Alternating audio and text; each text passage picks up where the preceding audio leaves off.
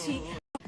নমস্কার, আমি তিলোত্তমার বোন। হ্যাঁ, সেই আরজিকরের ঘটনা, সেই তিলোত্তমা, আমি তারই বোন বলছি, আপনাদের ঘরের মেয়ে।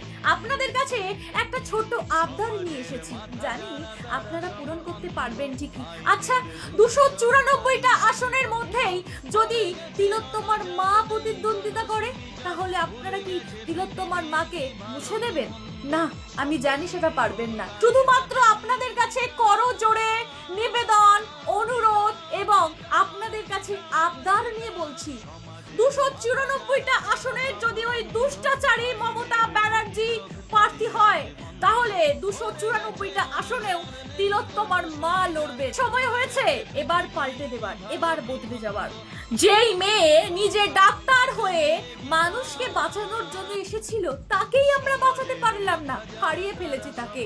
যেই মেয়েটির আজও লাশ কাটা ঘর থেকে চিৎকার ভেসে আসে, শোনা যায় কান্নার আওয়াজ, সেই মেয়েটির একটাই দাবি যে তার দোষ কি ছিল?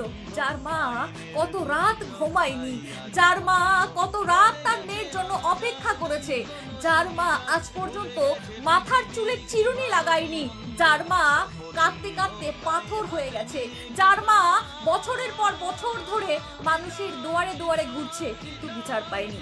আজকে সেই মাকে কেন একটি দলের হয়ে প্রতিদ্বন্দ্বিতা করতে হচ্ছে, সেটা আপনারা কখনো ভেবেছেন? আপনারা সবাই ওই তিলোত্তমার মাকেও বদনাম করতে ছাড়েননি। শুনুন, আমি আপনাদের কাছে একটা কথা বলতে চাই, যদি মেয়েকে সামনে রেখে বা মেয়ের মৃত্যুকে সামনে রেখে উনি বিধায়িকা হওয়ার স্বপ্ন দেখতেন, তাহলে বলাই শ্রেয় আপনাদেরও কোল খালি হোক আর আপনারাও ভোটে দাঁড়াবেন।